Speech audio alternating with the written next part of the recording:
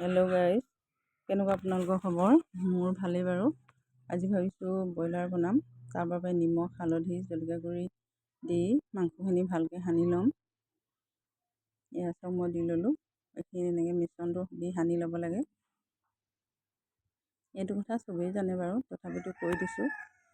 এনেকৈ সানি মেলি লৈ অকণমান সময় ৰখাই থ'ব। মই সানি কিনি যেনে হ'লেও 10 মিনিট ৰখালোঁ। এতিয়া কেৰাহীটো এফালে গৰম কৰি লৈছোঁ। ইয়াত মাংসখিনি ফ্ৰাই কৰি ল'ম ভালকৈ। ৰঙচুৱাকৈ ফ্ৰাই কৰিব লাগিব। ফ্ৰাই কৰা হৈছেগৈ আৰু মোৰ। তাৰ বাবে লৈ আছোঁ পিঁয়াজ, মটৰ, বিলাহী, আদা, ৰচুন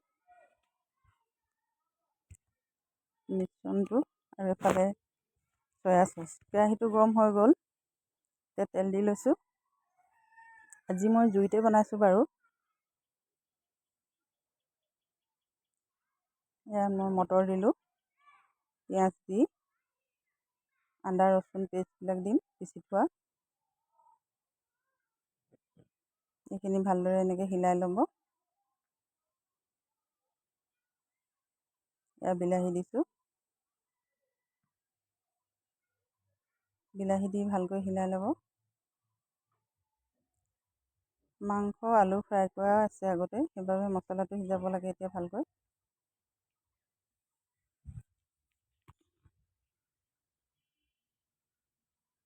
হালধি গুড়া, জলকীয়া গুড়া দি মছলাখিনি মই পেলাম। নিমখ দিছোঁ যিমানখিনি প্ৰয়োজন। আৰু ফ্ৰাই কৰি থোৱা আলু আৰু মাংস দিলোঁ।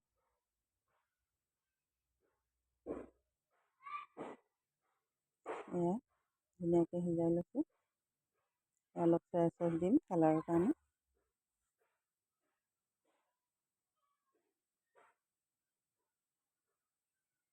কেনেকুৱা পায় ৰেচিপিটো বনাই খাই চাব আৰু মোক জনাব লাইক কমেণ্ট কৰি।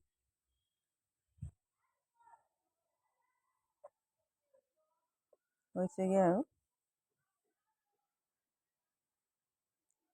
শেষত ধনিয়া পাত দিব।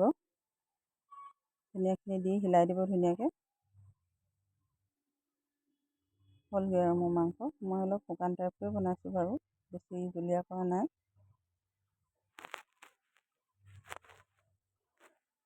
ৰেচিপিবোৰ বনোৱা দি থকা হয়, কেনেকুৱা পায় আপোনালোকে নজনায়। এয়া মই বাঢ়ি লৈছোঁ।